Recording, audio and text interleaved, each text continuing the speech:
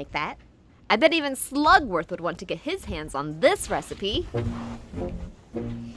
Start by melting white chocolate yellow candy melts in the microwave and then stir until smooth. Then do a quick temper of the candy melts by mixing in some room temperature melts. This will give the chocolate some gloss and a nice texture.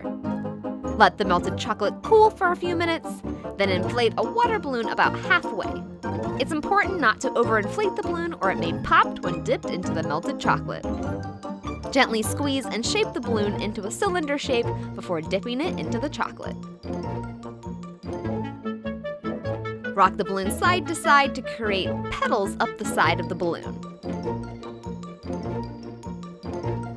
Then quickly transfer the balloons to a chilled baking sheet. The cold baking sheet will help to instantly set the melted chocolate to create a stable base. Just pop the baking sheet into the fridge for a few minutes to quickly set the chocolate in place. While the chocolate cups are setting, create the flour base by lining a tea plate with parchment.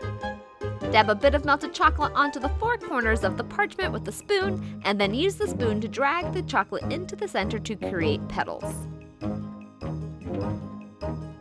Then swirl the spoon in the center to create a plate for the petal cups to rest on.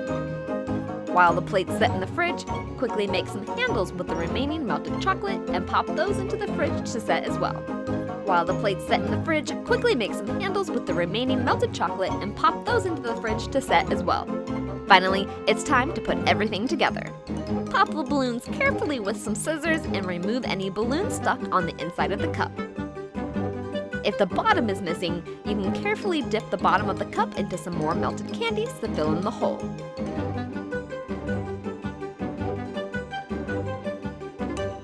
I adhered my cups to the bases for the best stability and to ensure no leaks. Lastly, pop on a handle and you've got yourself a fully assembled, fully edible teacup. I served my cups with some sweet iced tea, just enough for a quick sip. These teacups have been on my list of foods to make since I was a literal child, so bringing it to life felt like I won the golden ticket and I got to step into Willy Wonka's factory and bring these teacups home as a souvenir. I think in the original movie, the cups were actually made from wax, and Gene Wilder did a spit take immediately after taking a bite. But my cups are fully edible from cup to plate.